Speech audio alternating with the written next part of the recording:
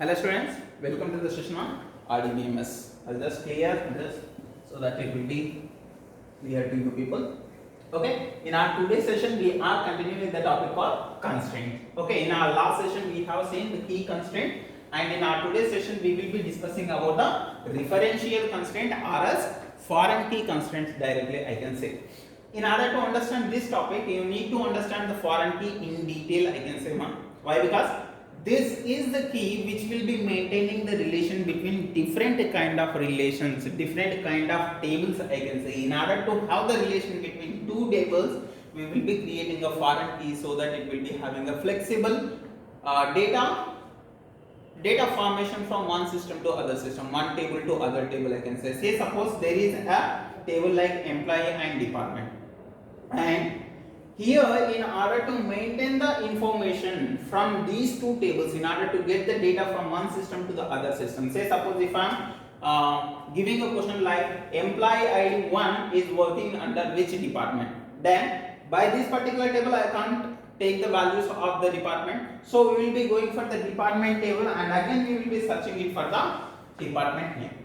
But while we are maintaining the data in two different tables, while we want to execute those particular statements in order to get the data, then in order to get the data you need to maintain this foreign key constraints. Means to say that we will be selecting a common column from table 1 and table 2 in order to maintain the relation between two tables. Okay, now see the theoretical part of your foreign key. A foreign key is one table points to a primary key in another table. It will be pointing to the primary key of the next table that they are saying. Already I have discussed this in case of foreign key concepts, right? Foreign key is a column or else it is an attribute which will be a primary key of the next column, so that it can maintain the relation between two tables. A foreign key can have different name than the primary key it comes from. Okay, it can be given with any name, I can say. The primary key is used by the foreign key is also known as parent key. The table where the primary key is from is known as the parent table. Okay, simple man. The primary key used by the foreign key. The primary key used by the foreign key is called as parent key. It means to say that when you are maintaining the foreign key in the first table, then in the next table we will be maintaining that as a primary key, that will be known as what? Parent key. Okay, and see, the foreign key can be used to make sure that the row in one table have corresponding row in the next table. I can say that in an employee table, if I want to search for the employee ID, employee department number, so it need to have the related row in the second table also. In order to maintain that, we will be using what? Foreign keys. Foreign key value can be null even though primary key value cannot. Okay, in a second table we cannot have what? Null values, as we are making that particular column as what? Primary key. But in the first table we will be having that as a foreign key. We may not have any department for some employee. Okay, chairman will be an employee, but he will be not working for a particular department. So we will be having null value in the first table, but it will be not there in your second table. So it will be not having any related department. Foreign key don't have a unique. In fact, they often are not. Okay. Okay. Now see, foreign key can be maintained. Consider this example. We are having some employee table and department table. So in an employee table we are having employee ID, name and address, and in a department table we are having department ID, department name and employee ID. So consider that this is the first table. I want to relate this particular table to the next table. Okay. In this, department ID will become primary key. Okay. I want to relate this department table to your employee table. So in what way I will be doing this? I will be making this employee ID as foreign key. Foreign key. See ma, in our first table it is acting like a primary key. Primary key will not be having any repeated values. But in this you see we are having 1 for 2 times. That is not a primary key in the first table, but in the next table it is acting like a foreign key. But 1 will not be repeated in this particular table. It can be repeated in that particular table. And it can have the null value also over here, but it cannot have the null value in the next table. That is what this point is.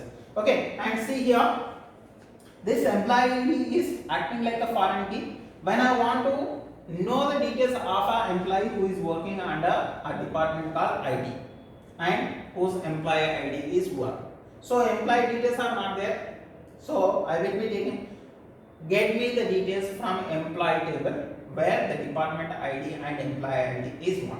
Then it will go to the next employee table and it will get me the name and address of that particular employee. In order to maintain such kind of relation, we will be using what?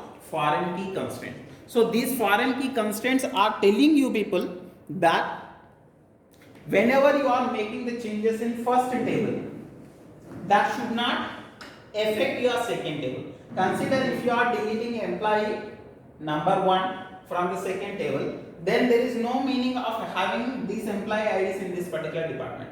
Why? Because he left the company. When he is leaving the company, it should be removed from this particular table also. So whenever you are affecting the first table, it need to be affected in the next table also. Whenever you are modifying the content from one table to other table, it should be intimated to the next table in which you are maintaining the relation. Okay, if you are not telling that, then you people will be having some clumsiness while you are accessing the data, while you are updating the data. I can say, in order to have an accurate information about the database, you need to maintain this foreign key constraints. Okay, and see the example. This is the next example where I am having student details and course details or a student marks. Student marks is a different table and student details is a different table. Here I am having 3 columns like roll number, name and course ID. And then that will become a key. And here in the next table, course ID will become primary key. As per the course, we will be giving the marks. Okay. You people know that BSc will be having different marks and BCom people will be having different marks. So course, as per the course only we will be having the maximum marks now. So as per that we will be giving the marks. Okay. And each and every student will be studying in different courses. Right. I am maintaining the student details over here. Everyone will be having his roll number. Roll number here in this particular column or as in this particular table, this column will be acting like a primary. As it is a primary key, we can uniquely identify the table details or as a recast from that particular table. I can say while roll number is 1, while roll number is 2, while roll number is 3. As it is a primary key, it will not be allowed with the null values. It will be not allowed with the repeated values. So uniquely we can identify the values. But when I want to know the maximum marks that I could give for this particular student, those marks have been stored in next table. So in a first table, I will be making this course ID as a foreign. This foreign key will be acting like a course ID for it, right? This primary key. Okay, according to that. So when I want to get the total marks of Arya, then I will be giving the course ID from the first table so that it will be making a matches. So when it is matching with 101, then it will be giving us the marks as 100. Okay, you people know how we will be giving the constraint. Already I have told you people the syntax, right? You people will be using this constraint, and name for the constraint, name of the constraint, and then if you want to make it as foreign key constraint, and to which column you want to do that, course ID. So in this way, you people can create what? Your foreign keys. So when you are giving the foreign keys, whenever you are making any changes in the first table or the second table, it will be reflecting you that you need to intimate for the first table or second table, so that it can be affected in both the tables in order to have the reliable data. Okay, apart from this, you people will be having a general constraint also where you people can apply it on the table.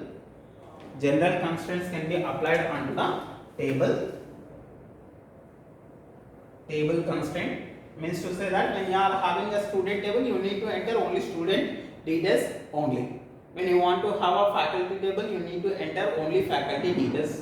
Okay. Example: if student is there, then he will be having his fee for the course.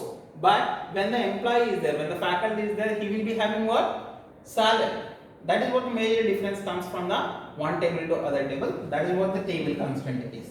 And assertions will be there, and assertions will also be implemented onto the tables or the databases. Complete databases will be there. These are the constraints that we could apply onto your databases. Okay, I hope this topic is clear to you people. It is very important as per your academic syllabus, as well as when you are considering the competitive examinations also. It's very important topic for you people. That's it for now. See you in the next one. Thank you.